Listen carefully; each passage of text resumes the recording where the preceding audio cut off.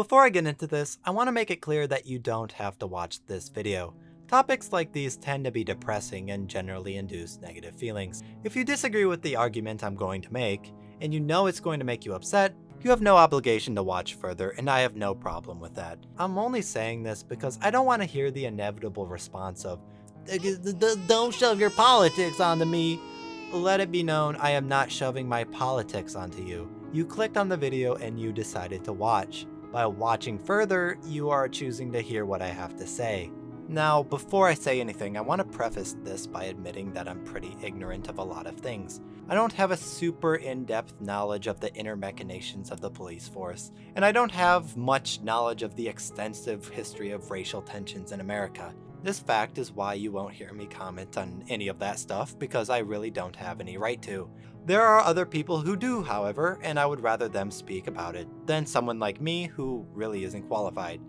With that said, there is something I do know a bit about.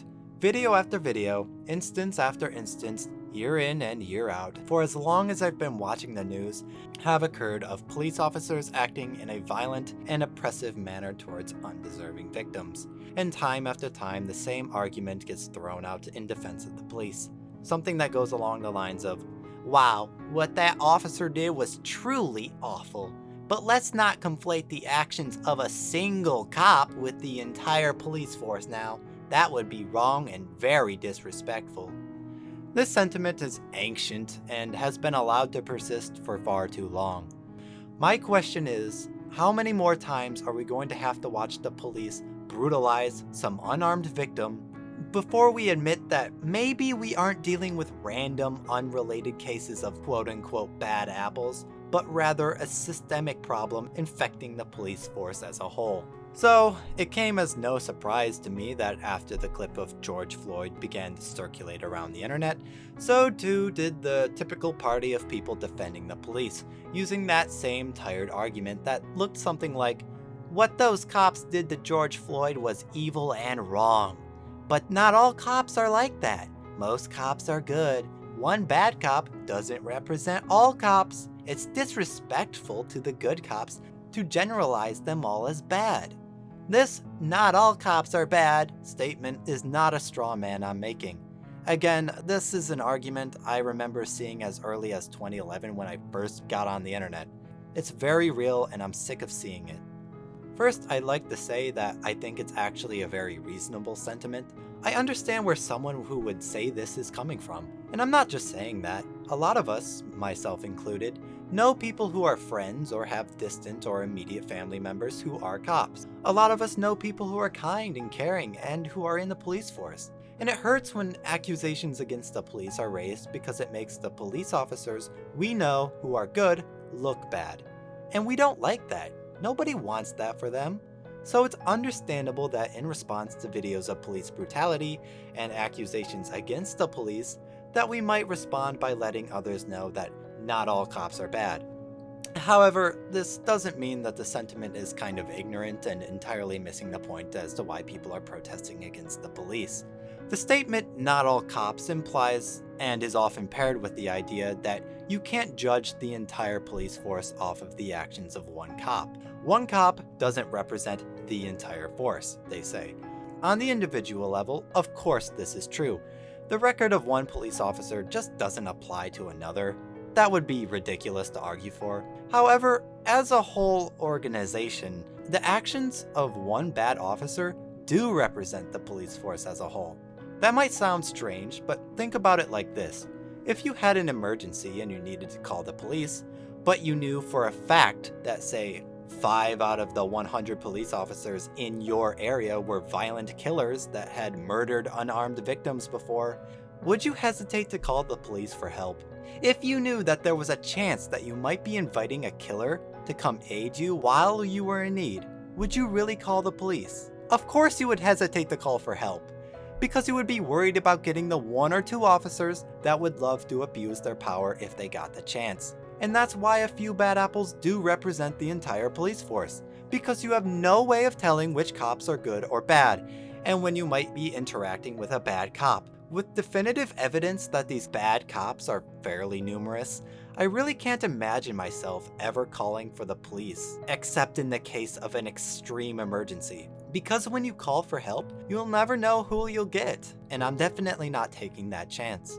And to the point that it's quote-unquote disrespectful to generalize the police? And so? Do the police really deserve my respect? Kind of no.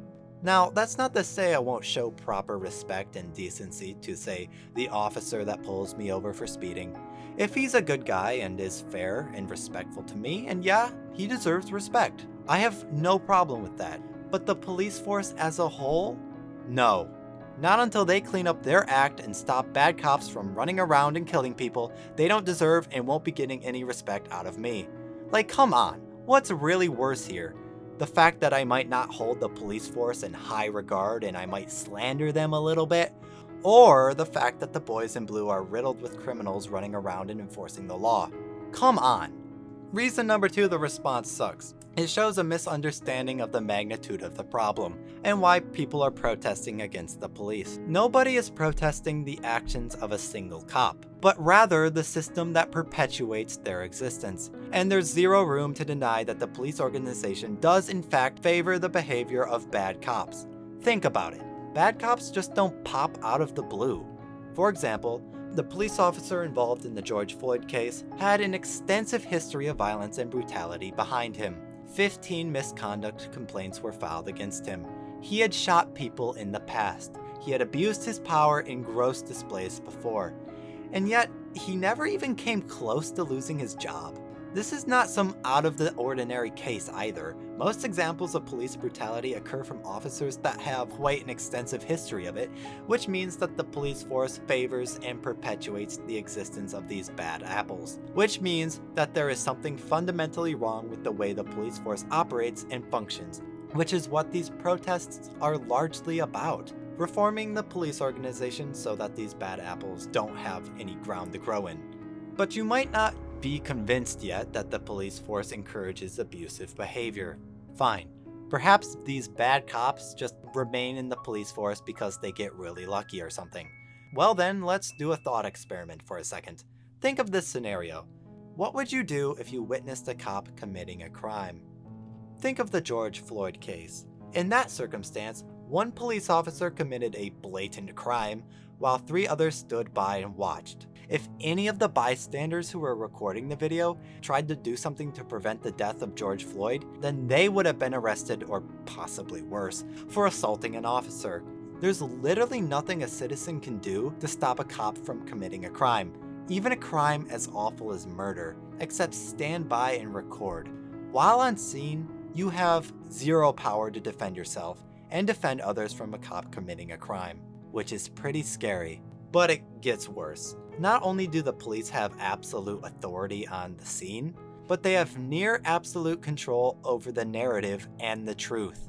They write their own reports. They present their version of events, which are often doctored to favor their position, and often is the only narrative the public gets outside of eyewitness reports, which do not have the same weight in court that the word of an officer does. Look, I don't like the fact that we essentially live in a surveillance state, but if there's one good thing that's come from it, it's the ability to catch cops on camera doing illegal activity. Without phones, we wouldn't have any way to defend ourselves from corrupt cops. So yeah, the way our laws are written currently heavily allow for the police to get away with whatever they want. And that is the problem, and what the protests are largely about. But you still might not be convinced that cops really do have this much power. That is understandable. So let's look at some very recent real-world examples. Look back on the video of George Floyd, rewatch it, and then read the police report detailing how George Floyd supposedly suffered and died from some medical condition. Watch the video of this 75-year-old man get shoved by the police, where he falls to the pavement and cracks his head open.